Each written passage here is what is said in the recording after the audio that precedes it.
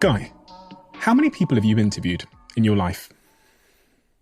I would say over 20,000. And you started a smash hit, iconic show called How I Built This. Why? What's the mission behind that show? I wanted to give people access to the greatest entrepreneurs I could find in ways that they might not have access to them. And I wanted that wisdom and those stories to be available to anyone at any time for free forever. Give me an idea of the kinds and caliber of people that you've interviewed over those 20,000 interviews. Oh, everybody from, rural sheepers in Afghanistan to soccer players in Europe to celebrities in the United States, world leaders, entrepreneurs and founders of businesses, to ordinary man on the street conversations. I'm really curious, when we talk about building something, the seemingly impossible, most difficult part of building anything seems to be going from 0 to 1. And you've sat with people who have gone from having an idea to putting that idea in motion. And it's not a huge journey to travel, but it seems like the hardest journey to travel because it requires so much of a shift in mindset. It requires the confrontation of fear and apparent danger. And there's something about these people that makes them decide that it's better than not starting. Taking the action is better than not taking the action. Have you been able to figure out what that is in people and how we can cultivate it? There's several sort of the Venn diagram of founders coalesces around a few common traits that, by the way, many of us have intuitively, naturally, or can develop, right? So curiosity is an obvious one. Just this desire to grow and to learn and to look around you and to try and absorb the lessons around you. But the other ones are a little bit more hard-edged, like a fear of regret, of not trying something. So many years ago, I interviewed a guy named Jim Cook. I've actually interviewed him recently again. He really kind of revolutionized the beer industry in the United States. Like the reason why Europeans drink American beer today is because of Jim Cook. Like in the 80s, it was a joke, right? There's actually a famous Monty Python sketch where it's something about, rather drink piss than American beer, something like that. Well, in the 80s, he kind of revived the beer industry in the US with a beer named Samuel Adams. And he really kind of supercharged what became this, craft brewing industry in the US, IPAs and all these really interesting beers that to this day are, some of the greatest in the world. He started his business, Sam Adams, in his 30s. He was a consultant for Boston Consulting Group. He was making a good salary. He had a family, but there was something about his life that felt unfulfilled. And part of that was he wanted to build something on his own. He wanted it to be his. He didn't want to work for somebody else. And he felt that if he didn't try, if he just continued on at BCS, he would make a lot of money. He would make millions of dollars and he could have a very stable, good life. But he felt like he would be unfulfilled if it wasn't his own thing, that he had to try. So he took a risk. He left. But he felt that if he didn't take the risk, it would be dangerous. And he actually uses this paradigm, dangerous versus scary. It was really scary to leave his job at BCS, but it would be dangerous if he stayed because the danger would be that one day he'd get out of bed and he'd be 60 and he would regret not having tried. And I think that's a big factor for a lot of founders, this idea that they don't want to feel intense regret. And so they're willing to take the risk, even though it might be catastrophic. The idea of building something, of owning something, of creating something yourself that is yours is a hugely powerful pull. And that's that magnetic field that they're all attracted to. They're all kind of moving in that direction. I think many of us who are entrepreneurs or aspire to be entrepreneurs feel that magnetic pull. What role does self-belief play, and what is that? Because in your book, you talk about how it's not always the case that they have huge amount of confidence and knowledge. Is self-belief essential to get going? And from all the people you've interviewed that are widely successful, did they have that self-belief, or did they have something else that got them over that first hurdle? It's interesting.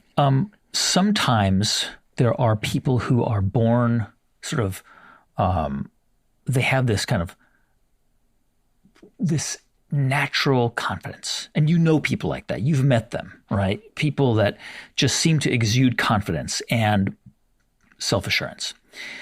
And I think those people are rare in general. Most healthy entrepreneurs experience self-doubt. It is a really natural and I think important and necessary trait to be able to sort of in your mind say, am I doing the right thing? Is this the right thing? Am I making a mistake? The difference is that while it's healthy to ask yourself those questions and to interrogate your decisions, because it's going to inevitably lead to better decisions and force you to justify things to yourself, you have to have a willingness to power through. That I think some people have instinctively, but there are other entrepreneurs who develop that skill over time. I'll give you an example. One of my favorite stories that I've told on the show, it just happens to be the case that, out of the 500 interviews or so, I don't know how many, but we've had, quite a few founders who are members of the Church of Jesus Christ of Latter-day Saints. Okay, better known as the Mormon Church. It's not a term used anymore. The church prefers to use the previous term I used. And there is a very strong tradition of entrepreneurship in that community. We just interviewed Jason Wersland, the founder of Therabody. The Theragun? Yeah. He's also grew up in the church.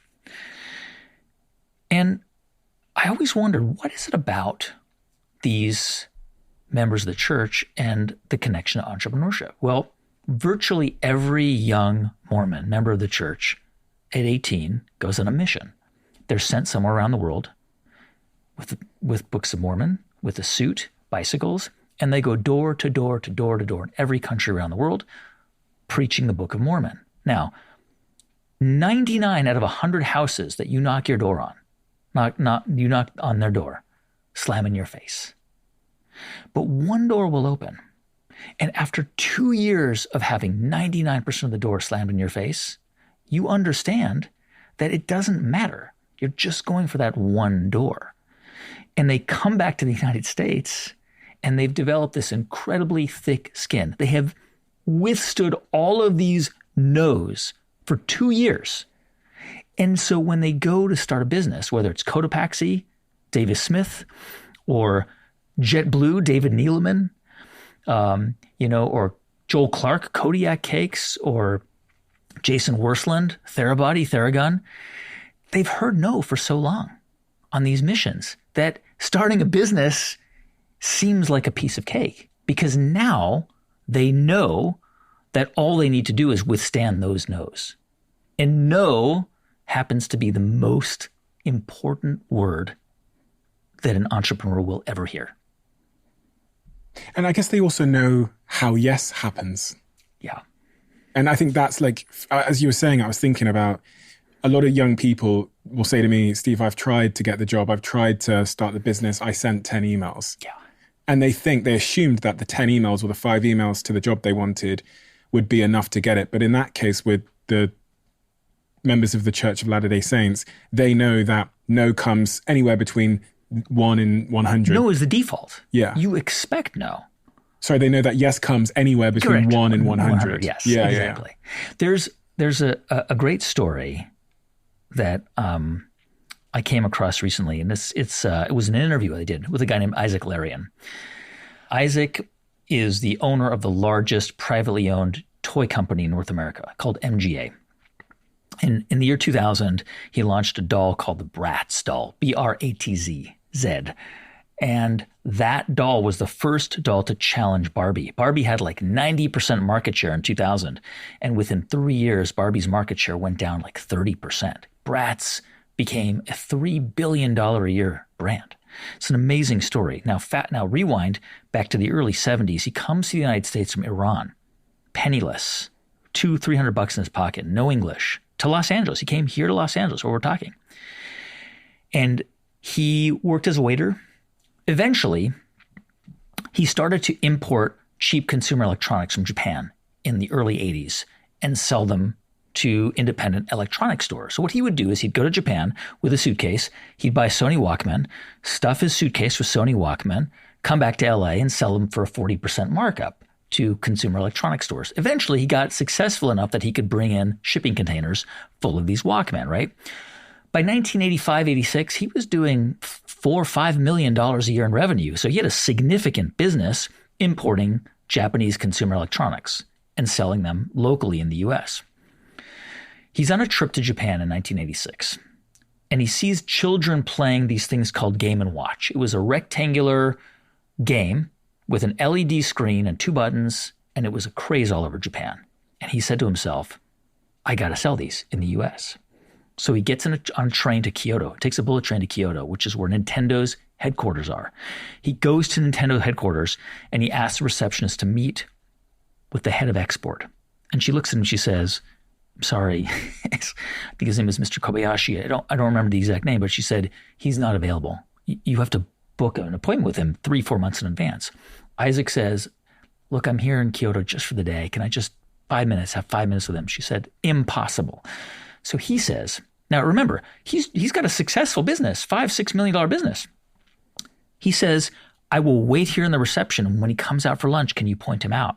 She says, I'm sorry, I can't do that. He sits down in the reception and he waits and he waits and he waits. And at 5 p.m., a man walks out of the elevator. He whispers something to the receptionist. He's been there for 6 hours, Isaac. The man walks up to Isaac and says, may I help you, sir? He says, my name is Isaac Larian. I understand you're in charge of export. He says, I am. He said, I would like to get the license to export the Game & Watch. He says, impossible, we're not interested. And who are you? And you need to make an appointment months in advance. And he said, well, can we just have a quick chat? He said, no. He said, can I get your business card at least? He hands him his business card. Isaac goes back to the United States with this guy's business card. He goes to his bank and he asks for $1 million line of credit in the name of this guy. We'll call him Kobayashi. Sends him a telex, because there's no email back then, with a $1 million line of credit, and he calls him up, has his business card. He says, did you receive my line of credit letter? And the man says, yes, I told you, Mr. Larian, we're not interested in working with you. We're not interested in exporting these toys. Not interested. He said, what if I pay all cash? He said, we're not interested. He calls him again a few days later. He says, I want to order $1 million worth of these. He said, we're not interested. He said, please. The guy in Japan says, we're not going to change these into English for you. He says, don't worry. Send them to me in Japanese with the instructions. I'll repackage them. Exhausted, the guy finally says, fine, one off. In year one, they sell $25 million worth of these Game Watches in the US. Year two, $50 million. Year three, $75 million. I said to Isaac Larian, you walked into Nintendo. You sat there. Your dignity was challenged. Your self-worth was challenged. Your ego was challenged. They said no to you repeatedly. And he said, ego, dignity, self-worth, all that stuff is nonsense. Pride. If that's what you care about, you will never succeed. The minute somebody says no to you is the minute the negotiation begins.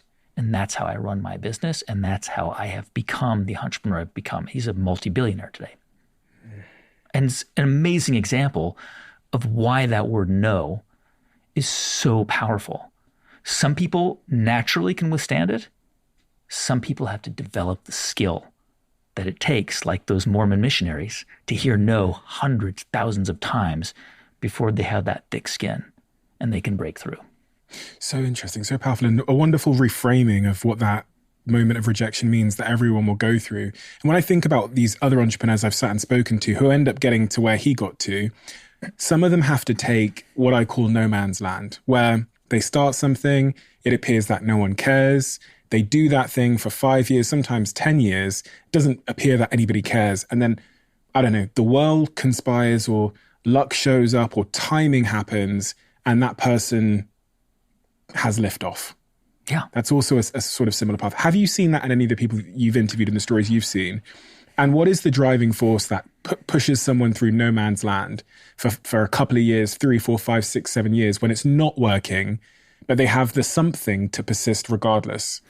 It's amazing because it does happen. I mean, again, going back to this example of Theragun, this guy, Jason Wersland, came to Los Angeles to become a chiropractor. And it was a difficult time in his life. He had his marriage had broken up. He had 2 small children. It was very painful for him to leave Salt Lake City, Utah, to come to Los Angeles to study, to become a chiropractor. Eventually, he got in a very, very bad motorcycle accident and was badly injured. And he was a chiropractor. So he knew and understood what was going on inside his body. And one night, the pain was so severe that he decided to take a jigsaw. You know, it's a saw that you use to carve wood. He took the blade and he bent it and he taped it up with duct tape. And he thought, what if I just try this on my muscles? And he put it on his muscle.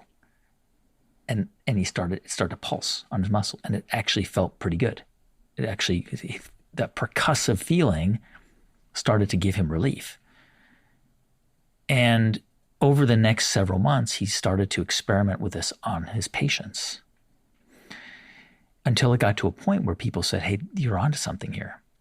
It would be another 7.5 years before Theragun was actually marketed as a product. And during that entire time, he talked to everybody he could about it. But all they saw was a jigsaw with duct tape on it, right? They saw this weird product that it just didn't seem like it was anything useful, but people were feeling real benefits from it. So he had, on the one hand, he had people saying to him, this is weird and I don't see a home for it. On the other hand, he had patients, people he was working on, who were feeling real benefits from it, real relief. And that was driving him. He knew that if he could figure out how to find a partner, how to get the money, he needed the money to launch this thing. Today, it's a multi-billion-dollar business. But it took 7 years. And during that 7-year period, at any given time, because he was broke, he could have just walked away and given up. But he had this feeling and he had this feedback that convinced him there was something there. One thing you're known for is asking people about luck and the role that luck has played in their lives. Do you think these successful people believe in luck? What role do you think luck has played in making them who they are? And what sort of trend have you seen? Because I believe you ask pretty much all of your guests this question about luck at the very end of the interview. Yeah. So you must have a big data set to think about. Luck plays a really important role. Luck is a weird word because it's an intangible and it's like a superstitious word. It's like, fate, right? It's one of those words that I think in our modern age of science, a lot of people are resistant to that word because we believe that we can engineer outcomes, that humans through the sheer force of will can engineer an outcome. And that might be true in some cases, but you can't discount this notion of chance or fortune or luck. You came to the US or came to the UK when you were 2 or 3 years old, single mom, built a business. What are the chances of that happening? What are the chances of that happening? The chances of you being in a different circumstance are greater simply because of the statistical realities of that circumstance. But through sheer force of will and some luck, here you are. You can't discount it. So how do you think about luck? Because I've often pondered this. I've thought, what the luck in my life, where do I find it? As in, is it in me meeting my girlfriend through some sort of chance encounter? Or is luck much more of a fundamental thing in the case that you've described with me coming to the UK? Because it's true, if I hadn't come to the UK when I was 2 years old, and I was still in Botswana, everything's different. My education's different. You might be very successful there too, but you just don't know. It's probable that I wouldn't have had the freedoms in my life and the opportunities I've had if I was still in Ramotswa in Botswana. As something that I didn't have any control over because I was two, I look at that and go, that's really fundamental luck that I had parents that loved me. They moved me to this country where you have healthcare and all these amazing things. That is lucky. Like, that is just huge fortune that I had no involvement in. Another kid could be moved to the UK at 2 years old, and they might be in prison now. And I'm trying to understand, because it's funny, because when I think really deeply about it, I go, maybe I'm responsible for nothing in my life because it's all nature and nurture. It's my DNA and it's the circumstances that DNA were put in. It's the environment that DNA was put in. So if you really think about it, maybe I'm responsible for nothing. You're responsible for a lot, and then you're not responsible for some as well. And here's the thing. You didn't go to Oxford or Cambridge, but you know a lot of kids who did go to Oxford or Cambridge, and they won't be a fraction as financially successful as you might be, or me, or anyone else that they know. And that's not because you're better than them or they're worse than you. It's not that at all. There are factors that there are traits, there are circumstances that give everybody different powers. And having the right kind of personality is also luck. I mean, you might be the smartest, most educated person on the planet, but if you cannot withstand hearing no again and again and you're trying to run a business, you're not going to make it. If your ego is so enormous that it gets in the way, if your sense of dignity and pride is so important to you that it's an immovable object and you can't see past it, then it doesn't matter how intelligent you are. You can be a horrible student, a failing student, but have those traits, a personality that enables you to talk to anybody, an open mind, kindness, friendliness, and you will be 100 times more successful because that's the roll of the dice handed you those traits. You might not be book smart, but you got those other things. So there are all these factors that are intangible, and we all have bits and pieces of these things. It's just a matter of how we use them. You've interviewed Richard Branson, right? Mm-hmm. So have I. And one of the big things I took away from Richard was, this sounds like a crazy thing to say, but he admitted how many things he's really not good at. And he admitted that he's only really good at a couple of things. And this kind of bucks the trend of what you think when you think of successful people, because you assume that especially CEOs and entrepreneurs are these sort of amazing Swiss Army knives that are just good at everything. Everything they touch turns to gold. Richard taught me that you don't actually have to be good at that many things to be wildly successful. You just need to be good at a very narrow thing and then mitigate your downsides through delegation.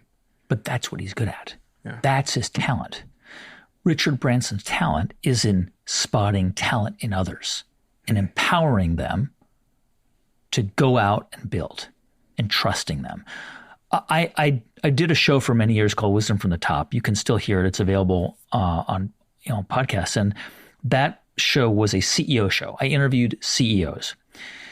And one of the CEOs I interviewed was a guy named Mark King, who for years ran Adidas's North American operations. He ran TaylorMade, which is a golf brand, and then Taco Bell.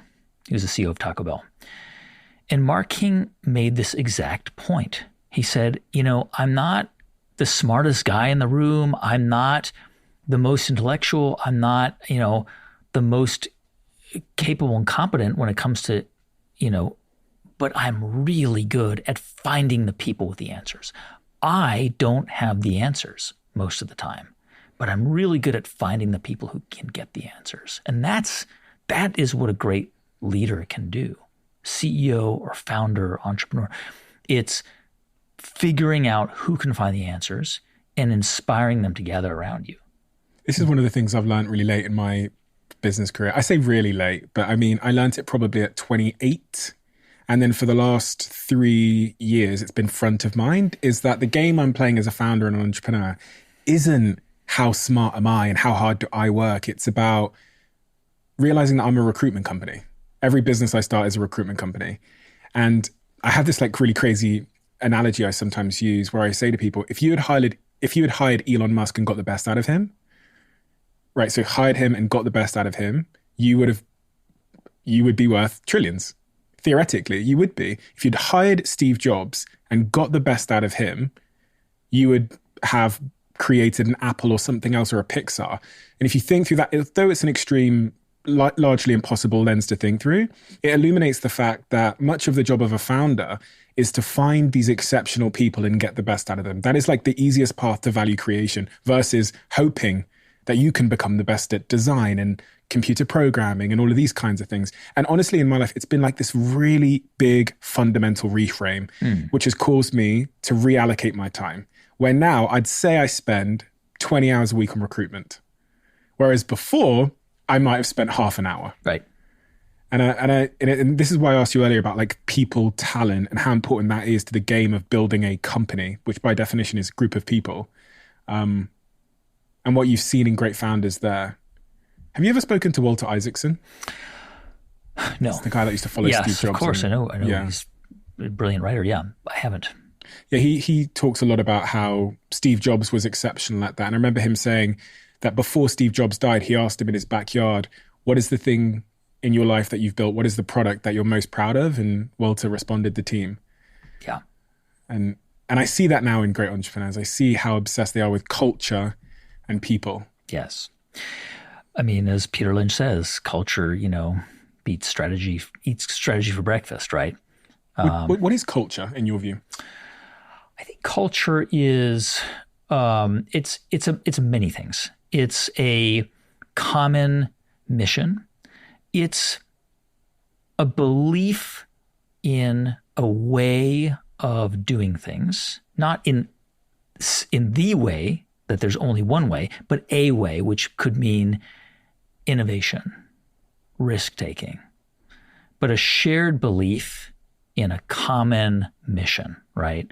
And now a lot of people say, well, all right, well, what about Coca-Cola? What's the common mission there? Making a sugary soft drink, a sugary beverage.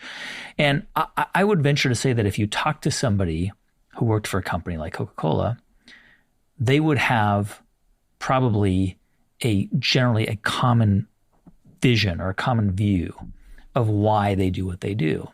And it's not about a sugary soft drink or blah, blah, blah. It's about being part of something bigger that has impact. Strong cultures are places where people feel like they're working towards a common goal. We talked earlier on about failure and people's relationship with failure. What about quitting? So failure is kind of like involuntary quitting. Yeah. But quitting is like when you make the decision at some point in the journey that you need to pivot, this is not working. And it seems to me like in all the stories of the people that I've interviewed that have become successful, there has been several moments where they've made a decision to quit something, which was either objectively not smart or terrifying. But I've almost come to learn that I think quitting is actually a skill that winners have managed to really sharpen. And obviously there's that phrase, isn't there? Like quitting is for losers. But the more people I've interviewed, the more I've come to learn that quitting is a bit of a skill. And I think recognizing when to quit as well. In my 20s, there were periods of time where I was a reporter at NPR at the time, and there were periods of time where I was frustrated. I want to quit. But I didn't, but really got close at times because I was covering the Iraq War and Afghanistan. I was in and out of war zones. I was scared. And had I quit at that time, my life and career would have been totally different. I don't think it would have been as interesting. I think it's important that I waited till the right moment when I did quit and stopped working for a big organization and started my own business. I needed to have that experience in my back pocket. I needed to feel like I was ready. Was it scary when I did it? When I left the safety of a big organization with insurance and a retirement plan and a guaranteed income? It was really scary. I had 2 kids. My wife had a small salary. But I felt like I could take that risk because it was the right moment. There was something that told me it was the right moment. So I think it has to be a thought through process. And a lot of times people will say to me, should I quit and start my own business? And I almost always say, no, start your business slowly. So 99% with your job, 1% your business, then 5% your business, 95% your job, then 10% your business, and 90% your job, until you get to a point where maybe, your entire evening and weekend is spent on your side project. And then it's time. Yeah, I followed a similar path in my life, and I've been quite an aggressive, prolific quitter at the same time, at like really key moments. And I don't think I've ever really thought it through to a fault sometimes. But sometimes it's just been it's like a feeling you have when you feel like you've reached the end of a flow chart of options. And for me, it's like when I can't change it and it sucks, I have to quit. Or when the effort it would take to change it isn't worth the reward on offer, so I have to quit. So it's like this flow chart I have in my head. And it's funny because throughout your story, throughout this conversation, you've cited these moments where someone was unfulfilled. You said that 3 or 4 times, like they were unfulfilled. They knew they could do something better. They need to change. I've wondered what the role is in reaching rock bottom in your life as a catalyst for change. And I've actually asked a few people whether sometimes we just need a bit more pain. Yeah. And it doesn't sound like a nice thing, but I think that rock bottom, or a version of that, is often a catalyst for change, right? It goes back to this idea of framing. It's very hard. Failure or setbacks that are intense and severe are really hard. But they are often necessary to trigger the change that needs to happen. I mean, I can tell you, I'll never forget the day. It was 2011 when I found I was still working as an employee at National Public Radio, and I was told that I would not become the weekday host of All Things Considered. That was my dream. I'd started there as a 22-year-old kid, hoping that one day I'd be the main anchor. It's like the Today program on BBC, except in the evening. That's all I want. I was a foreign correspondent. I covered 50 countries. I ticked all the boxes. I covered the Pentagon. I was the weekend anchor of the show. I did everything right, by the book. Everything I thought I had to do. But when it came down to making a decision, I was not the person that they wanted. And that was a low point. I really believed my career was over. And during that time, while I was looking and searching for a way to leave the news world, because I was convinced I was finished, I had heard of an opportunity to create a show with the people who do TED Talks. And I jumped at that opportunity. And that changed everything. That prompted me eventually to leave, to start my own business, to start creating podcasts. I would never have been in the podcast world had I done that. I would have been on the radio doing news today. And without that low point, I wouldn't have had the trigger to force me to find the next thing, to find something different and new. And that failure changed my life. Partners, co-founders, people, talent. What have you come to learn about the importance of finding a co-founder, finding people to go into business with, as it relates to where you'll end up?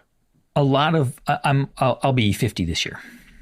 And a lot of younger people ask me, what's the best piece of advice you can give me in life? And my advice is always the same. Find a partner in life. Now, different from a business partner, which I'll get to in a moment, but I want to talk about a life partner. I believe that there is a partner for everybody, whether it's through Tinder or Hinge or Bumble or at a church or at a bar or wherever. I believe there's a partner for everybody. And I believe that you are much more likely, not just that I believe, but statistically it's true, you're much more likely to be successful if you have a partner to share and build a life with. That is the single most important thing you can do as you build a life. Now, in a business, I give the same advice. You can build a business as a solo entrepreneur, and it's happened. And we have had many solo entrepreneurs on the show who've built businesses by themselves. Well, with others helping, of course, but as the only founder. It's harder, not because it's technically harder, it's emotionally harder. Because there's always going to be a point along the journey, and you've experienced it, and I've experienced it, where you say to yourself, I suck. I'm a fucking failure. And there's no one else to say to you, you're just feeling that today. You're just feeling that now. But tomorrow, you're not going to feel that. And I, as your co-founder, might feel that. And you're going to need to tell me that I don't suck. That's the beauty and importance of having a co-founder, because they are there on the journey with you. You are going to go into a crucible of fire when you start a business. You are going to hit moments of incredible stress, near failure, and you're going to need somebody to be there in the trenches with you. Now, can you do it alone? Yes, you can. It's just harder. And the success rates of co-founder businesses tends to be higher. It's why, and I mentioned this in my book that came out a few years ago, the legendary investor Paul Graham, one of his criteria for investing in companies is co-founders. You have to have a co-founder, because that is a stronger guarantor of success than a solo entrepreneur. What do you think people should be looking for when they're seeking a co-founder? Is it a personality thing? Is it a skill crossover? Are they looking for someone similar than themselves? And where do these co-founders come about? Where do you find them? It's the question I always get. Where do I find a co-founder? Yeah. I mean, I think it's like dating, and oftentimes co-founders find each other. Sometimes they know each other in college or university or school, or they meet at a company. Sometimes they are looking for a co-founder. Sometimes they are looking for somebody to start a business with. And there's no sort of formula that you can just kind of tick every box. I think a lot of it is instinct. A lot of it is luck. You might have two people with totally disparate skills, a technical co-founder and a marketing or operational co-founder, or a fundraiser co-founder, visionary, and then, sort of the operational side. And that might be perfect, but they might have a personality conflict. There might be a point where they have very diverging views. And so much of it is about compatible personalities. It's like a marriage, by the way. You can marry somebody, you can love somebody, fall in love with somebody, and decide to marry somebody who is going to be more of a nurturer, and you're maybe more of a disciplinarian when it comes to building a family, or vice versa. Really compatible sort of family building skills. But if your personalities aren't compatible, over time that marriage won't last if you can't grow together. Oftentimes co-founders, when they start a business, the most successful co-founders grow together too.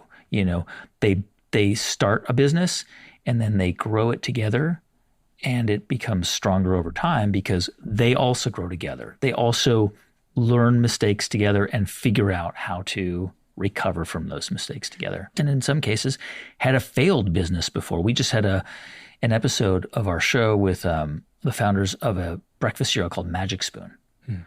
These guys met at university, Greg and Gabby, and they decided to start a company together, a protein bar company. Protein bars made out of crickets. It's called Exo bars, EXO.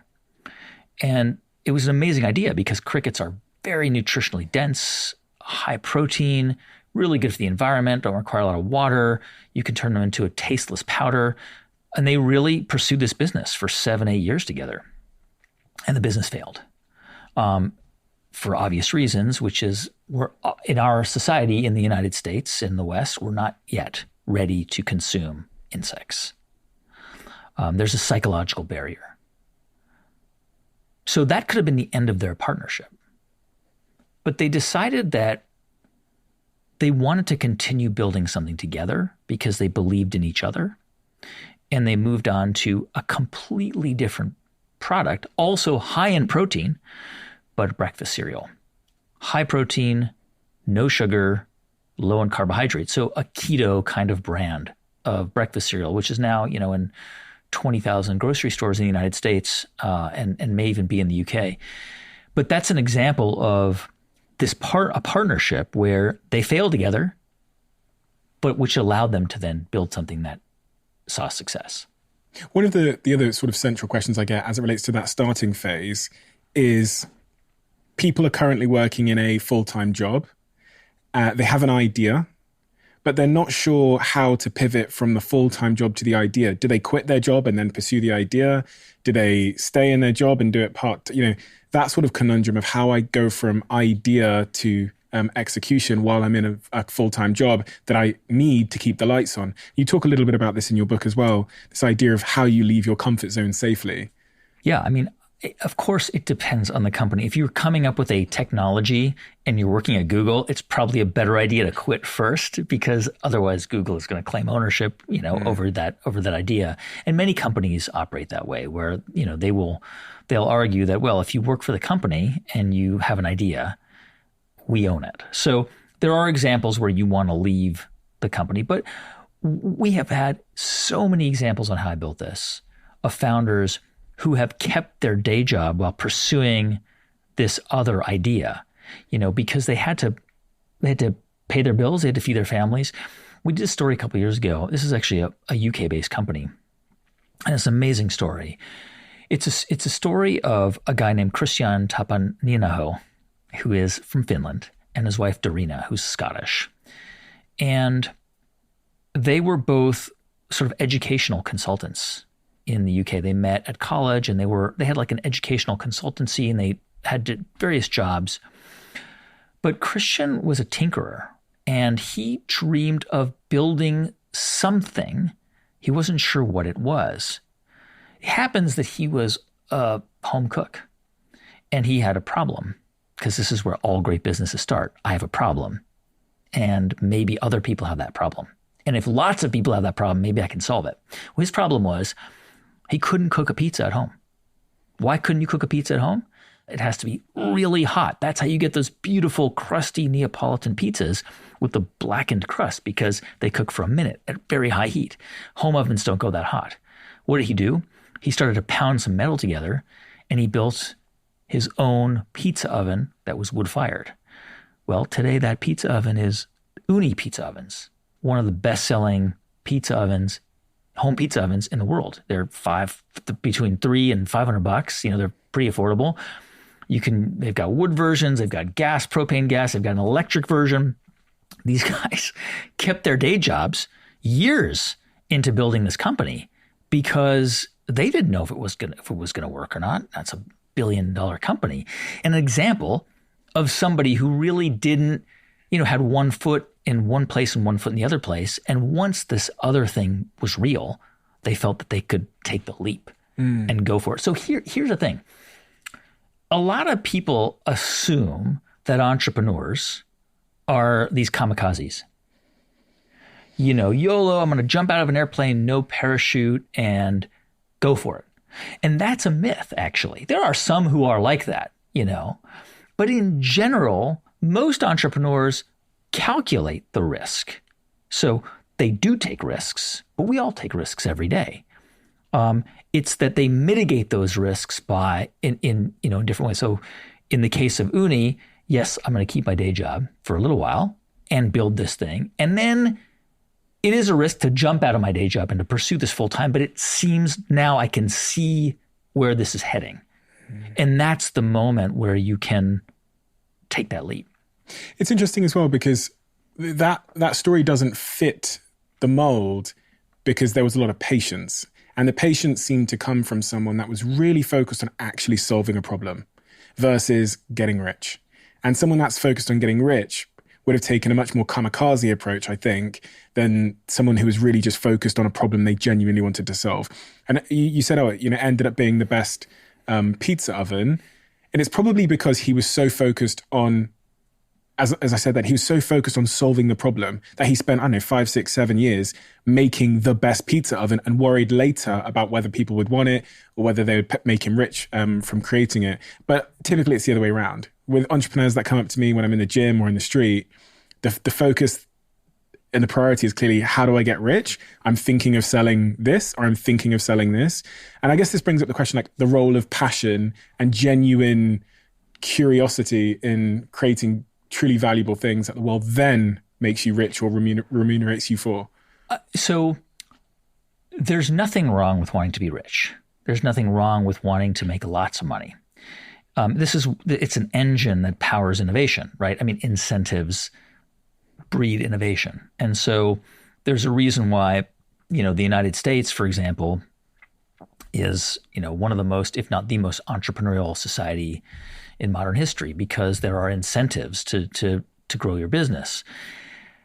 That being said, I would say about 95% of the people that I've interviewed, founders of businesses, in virtually every case, are not primarily motivated by money. Of course, money is important. We all want to have financial security. But what they're motivated by is solving a problem they have, or looking for an opportunity in the marketplace to solve a problem that lots of other people have. In virtually every case, because what I do and how I built this is I mainly interview founders of consumer products that are either American sort of cultural icons or global brands. And in virtually every case, it is somebody who's trying to solve their own problem. I did a story last year about an amazing entrepreneur named Monique Rodriguez. Her mom worked as an administrator at a hospital in the south side of Chicago. She grew up single mom. Her dad was, in and out of jail on drugs. And she managed to go to nursing school. So Monique became a nurse, which was a huge achievement, raised by a single mom in a tough neighborhood in the south side of Chicago, becomes a nurse. And, within a couple of years of doing that job, was feeling unfulfilled. But she was always dreaming of something. And Monique had a problem, which was she could not find hair care products for her hair. She was a Black woman. She wasn't able to find really good consumer products on the shelves. So she started to experiment with essential oils. And eventually she started to mix essential oils and play around with her hair, avocado and, jojoba, all these different things, or jojoba, I can't remember how it's pronounced. And she started to make Instagram videos. This is like early Instagram. And she had it, at the beginning, 10 followers and then 20 followers. And she would show people what she was doing with the oils and use it on her hair and show how it was improving her hair. Over time, people were writing in the comments, hey, where can I buy this stuff? Well, after a couple of years of people saying that to her, she still was a nurse. She asked herself the same question. Well, how can I do this? So with almost no money, she launched a brand called Mielle Organics, which was hair care products for women with textured hair. Fast forward to 2023, she sold that business to Procter & Gamble reportedly for $500 million. This is a woman who started a hair care products company in her apartment in Indiana. She was living in Indiana at the time, with no experience in the industry, with no connections, but just a passion to solve a problem she had. And that was the beginning of an empire. And that's a story that I see again and again. You can never, ever substitute passion with a desire for money. Passion is always going to trump a desire for money. It eats desire for money. To paraphrase Peter Lynch, passion eats desire for money for lunch or breakfast. What is passion doing that just a desire for money wouldn't do along that journey? So if we think about her in that apartment, if we take her and we drive her with passion, and we see where she ends up, $500 million. And then we take her and we drive her with a desire for money and we see where she ends up. Why would she end up in different places? What are the steps? I'm not sure she would end up in different places. There's no question that money can be an engine and a motivator. But with passion and a belief in in the thing that you're building, having the ability to solve the problem for many, many people. If you're building something that just solves your problem it's not enough. That's not a business. That's a hobby. But if you build a product that solves a problem for millions of people, or could potentially solve a problem for millions of people, and you have a passion to build it because it's solving your problem, that is going to drive you. That's going to motivate you to keep moving forward. Whereas if it's simply a profit motive and it doesn't land quickly, you're unlikely to keep with it. You're unlikely to have the patience. You're going to move on and try something else, which is fine too. There's something in there, and also the case of the pizza guy who made the pizza ovens, where because they're so passionate about it, they understand the problem so deeply that they're able to truly innovate. Whereas like if I was trying to start a pizza oven business now, frankly, I've never experienced pizza ovens before, never used one, never failed at using one, never succeeded at using one. So my information would have to come from Google. It's one of the things that I see a lot in entrepreneurs is how they manage to think for themselves, the force that makes them think for themselves and not just accept the conventional way of doing things. Like someone like Elon Musk is a prime example of a real first principle, start from zero in a sort of a blank sheet of paper. Very hard to do because convention's like filling all of our brains. So very, very difficult to do. Wish there was some way of teaching that. Yeah, I mean, it is hard to do. But I also think that,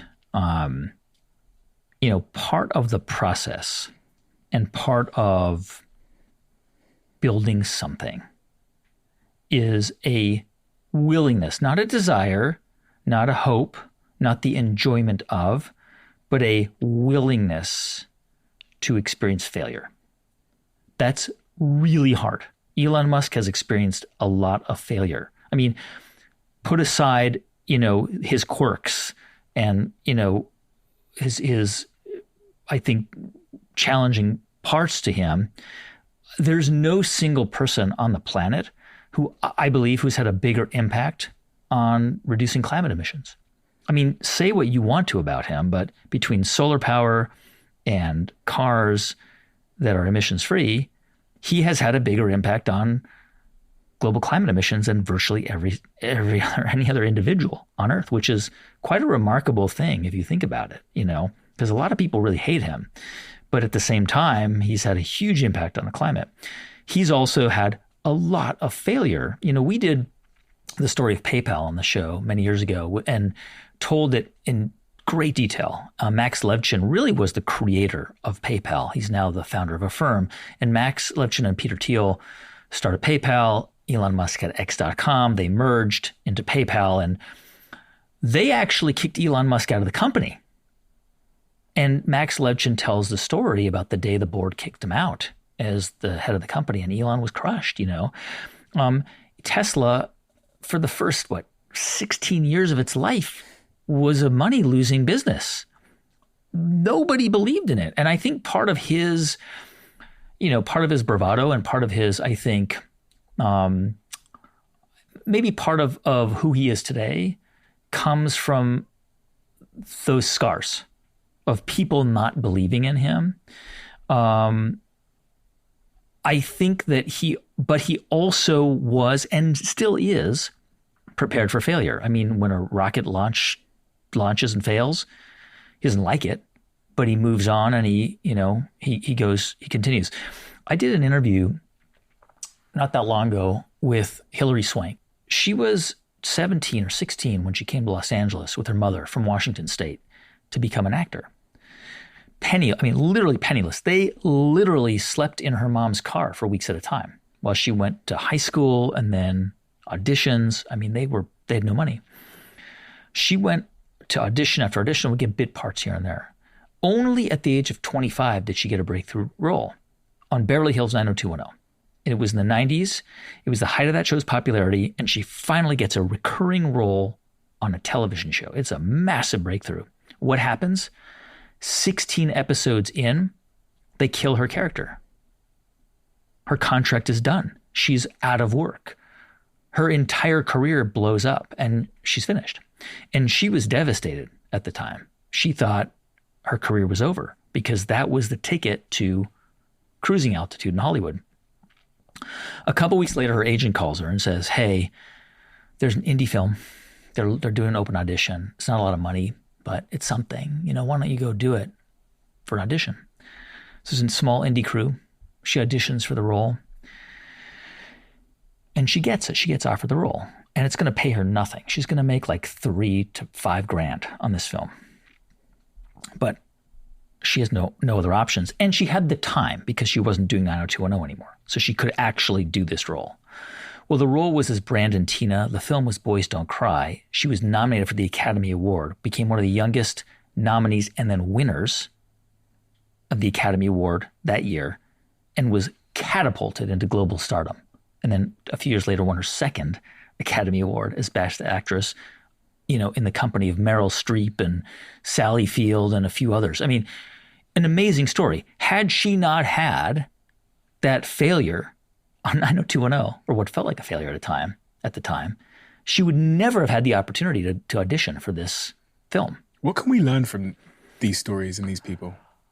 We can learn that failure can be a blessing, and it's all about how we frame it. Now, I'm not saying I am perfect at this. I hate failing. When I fail, it's painful. When I have failed in my life and career, it's been really hard. The hardest part about it is reframing it. And that's what takes all of my strength, energy, I think for anybody, to reframe it and to try and convince yourself that there's a reason, there's a plan, whether it's God or a force or karma or something. There's a reason why it's happening. And in my life, in every case of failure, every case, it's happened for the right reasons. That an opportunity came about because that failure moved an obstacle aside. Because of how you framed the failure, because of what you did after the failure, because it's conceivable that if you take any of one of your big failures in your life and you had down tools, you would let the failure get the best of you, then it wouldn't have turned in. And this is kind of what I was thinking as you were saying about, the force or the God or whatever. It's maybe we are the force and we are the God. I don't know, I'm not meant to sound like narcissistic or anything, but it's just thinking there's probably a couple of stories of people that had their character killed in a movie that decided, forget this. And we don't tell those stories now because they said, forget this. So they didn't get the Academy Awards. But in that story, she sounds like she was her own force. She made the decision and it's interesting because in that moment when you find out your character's killed and you come home and tell your friends your character's killed and you feel the shame, there's no apparent light at the end of the tunnel. None. So it can't be that. It can't be that drives you on. It's got to be something else. It's got to be something else. And it is. But it is a force. I mean, I this is not a show about faith or religion, so it depends on what anyone believes in. But I'm a believer in fate. I believe in it. I don't think that it happens without intervention on our behalf. Like that we put effort into it. But, whether you believe or not, whether you believe in a higher power or not, I believe in a force. And it doesn't happen automatically. We also have to engineer it. But I believe that there is some kind of guiding force. One interview I did about 1.5 years ago was with Tom Hanks. And Tom Hanks is probably the greatest living actor maybe in the English language. He is the Spencer Tracy of his generation. He's been in so many films. He's won so many Academy Awards. When he was ready to start his acting career, he desperately wanted to be in a very prestigious Shakespeare festival in Sacramento, California. And that was going to launch his career. And he didn't get any roles. He didn't get a single part. And so he had to find other acting roles. One day, he finds out about an open audition for a new sitcom that ABC was going to possibly produce, a pilot show based on two guys living in an apartment together in New York. The show is called Bosom Buddies. He auditions for the part. Hundreds of people are auditioning. Tom Hanks is a nobody. He gets the part. But now they're just going to make a pilot. They make the pilot. And the show actually gets launched. But even then, there was no guarantee that after that show ended, his career would continue. His co-star, Peter Scolari, did not have as successful a career as Tom Hanks did.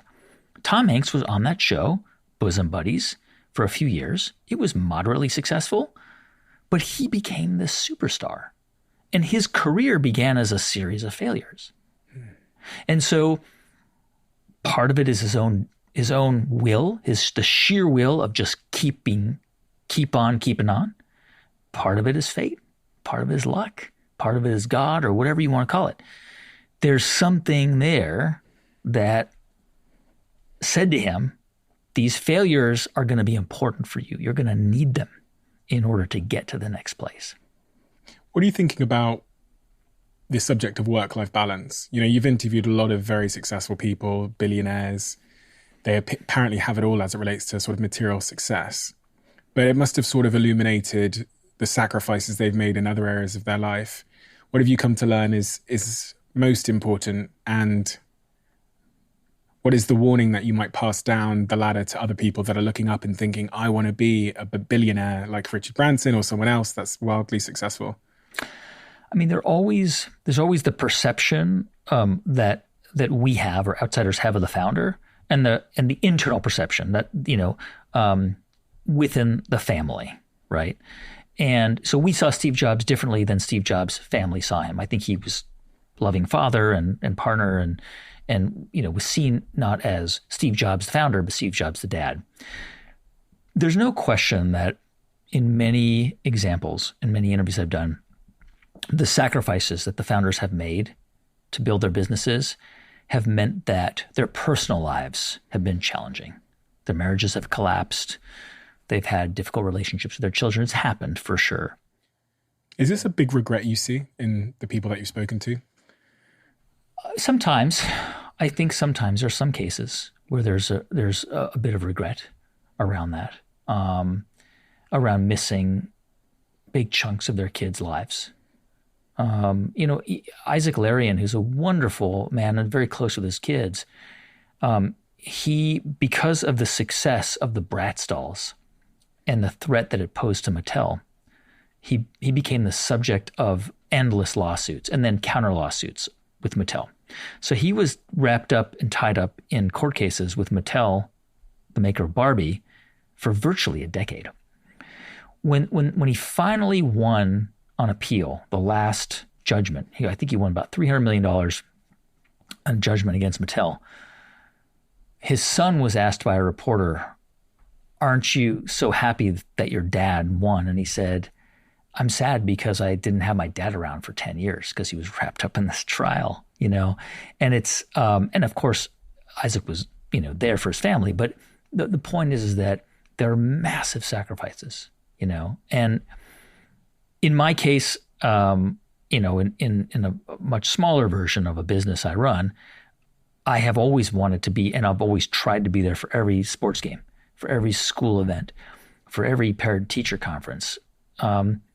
We as a family have dinner together every night. We run a family meeting every Sunday night. My kids don't love it, but we sit down and we talk about the week ahead.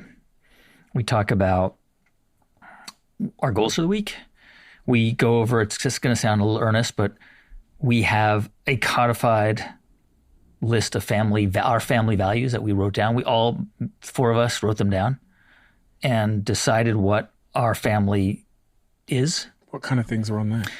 Gratitude, generosity, forgiveness. So if, which just happened the other day with my son, he got really mad at me because I yelled at him, and I apologized. And I said, "I'm sorry, I had a stressful day." And he was still mad. And I said, "Hey, on our family values is forgiveness. Remember, it says forgiveness, accept an apology and move on." Curiosity, respect,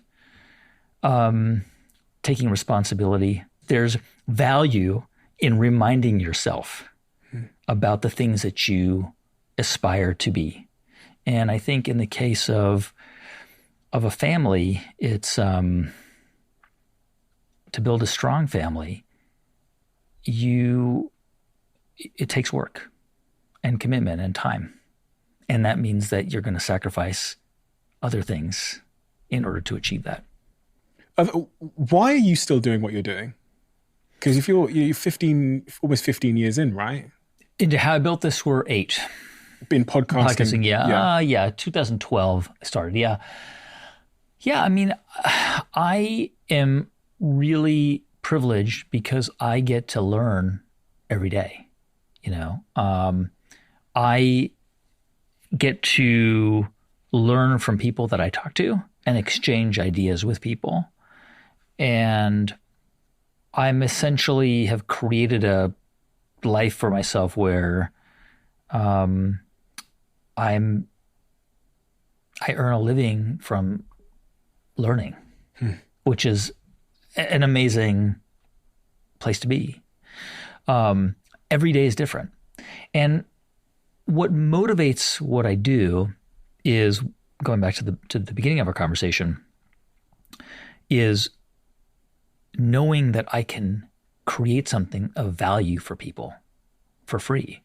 The impetus for how I built this came from an experience I had now 15 years ago when I was I had a sabbatical year, and I took a business school class. And on the first day, they handed us a case study part A, and it was about Starbucks and Howard Schultz. And I devoured it. It was fascinating. And then the story ended, but you had to wait 4 days for the class to come back to get part B. And it was fascinating. I didn't know about the case study method. I didn't know that's how they taught business school. What I realized soon after was 2 problems. The first is the case studies were thin. They weren't comprehensive. And the second problem is they were only accessible to students at Harvard Business School or to other business schools who were paying $120,000 a year. And I knew then at that moment that I could do the same thing as a storyteller for free, make these case studies even better and make them available for free. And that was the genesis of how I built this. It was never a show for entrepreneurs or budding entrepreneurs. It was always a show for people who were interested in building a creative life. It's always what it's been about. And that's what motivated me then, and that's what motivates me now. When I hear from somebody who says, and I hear this all the time, I started a business. We started to hit a really rocky patch. We didn't think we would make it. And that week I listened to Tom Rinks of Sunbomb, or I listened to Ariel K of Parachute. I listened to whatever episode I listened to, and I listened to it and I felt exactly what she felt at that moment when her business was collapsing, was crumbling. And I thought, okay, we can keep going. And I hear that all the time. Because the show is not about heroes. It's not about superheroes. It's about ordinary people who built incredible brands and how they did it. And they didn't do it because they're superheroes. They did it because they're human. And I want everybody who listens to the show to be able to relate to anybody on the show, whether it's Richard Branson or Howard Schultz or Sarah Blake, whoever we have on the show. They're humans that are just like the people listening. Who's been your, and I get asked this all the time and it's a bloody awful question, but I'm going to ask you because I get it so often. What has been the interview that has stayed with you in the most profound way? Or the first interview that stayed with you in a profound way? I have to qualify the answer because there are elements of every interview I do that stick with me, that are powerful. The story I told you about Isaac Larian and the No, or his childhood in Iran, or whatever it might be. Elements of Gary Erickson's story, the founder of Cliff Bar. I mean, Howard Schultz's story, growing up in a housing project in Brooklyn. So it's impossible to tell you what's the one interview out of 500 that stuck with me the most, because there are elements, there are things that I remember and connect with with every interview. And I keep in touch with many of the founders who have been on the show. But I think recently, one of the most powerful interviews we've done in terms of the scope and the creativity has been the story of Sunbomb, which is a suntan lotion. And it was started by a guy named Tom Rinks. And Tom wanted to create a suntan lotion brand that could be disruptive in the marketplace. And he drew elements from, all of these disparate influences, Japanese streetwear and surfboard culture. And he even though he was in Holland, Michigan, he got a mailbox in Cocoa Beach, Florida, because he wanted to put Cocoa Beach, Florida as the address on the back of the bottle. He was influenced by all these different things and put them all together to build a brand that eventually sold to S.C. Johnson for hundreds of millions of dollars. It's stories like that, and there's so much more to his story, but there's stories like that where you begin to understand how people took all of their life experiences and put them together, started to put the puzzle pieces together to build something enduring. How many kids have you got? 2. How old are they? 12 and 14. From all the interviews you've done with hundreds of people, 500 extremely successful people, tens of thousands of others, if there was just one message that you think would be most useful for those 2 young kids as they go off into their lives, if they are to listen to this in 10 years' time, 20 years' time, what would that message be? Find a partner to build your life with. It doesn't have to be a romantic partner or a lover, or it can be a sibling or a close friend. But if you can find a partner to build a life with, somebody you can support and who can support you, you are infinitely more likely to build a happy life. Guy, thank you. Thank you so much for so many things. Thank you so much for the inspiration. You've been a huge inspiration to our show since the very, very beginning. In fact, my producer and the co-founder of this show, Jack, who I started this with, he, from day one, has been talking about your show, not just in the sense of learning from a great podcaster who makes content in a really value-loaded way, but from the stories you've told. Because the stories you've told on your show as well have been... Jack and myself have continually cited as have left breadcrumbs for people like us that are building things. Kind of like what you said. They've given us key insights and nuggets at certain moments when we're faced with certain challenges on how to navigate. And you'll never get to see the value that's given to so many people. But I just want you to know that I'm one of them, that Jack is one of them, and that we're very appreciative for that and also for your time today. So thank you so much, Guy. Thank you.